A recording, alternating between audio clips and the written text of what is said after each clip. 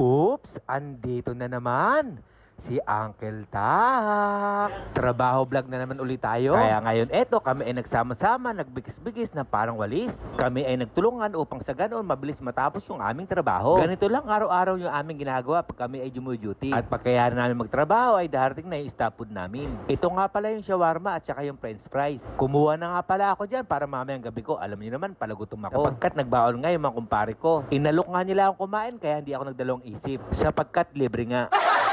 Sa tingin pa lang, napakasarap ng ulam nila. Parang menudo sa Katagalugan. Pero luto na ito ay higado. Luto ng kumpare ko na taga Bicol. Kaya tara, kain muna tayo. Nag-gloves na nga pala ako dyan para ma-enjoy ko ang kain ko. Napakasarap pala talaga ng higado. Kaya bago ang lahat, binabati ko ulit na isang magandang araw yung aking barangay, Barangay Kabu, Cabanatuan City, lungsod pa rin na Nueva Ecija. Kaya nasasabi ko sa aking sarili ko, swerte na ako sa mga kumpare ko, hindi nila ako pinababayaan sa pagkain. Yes!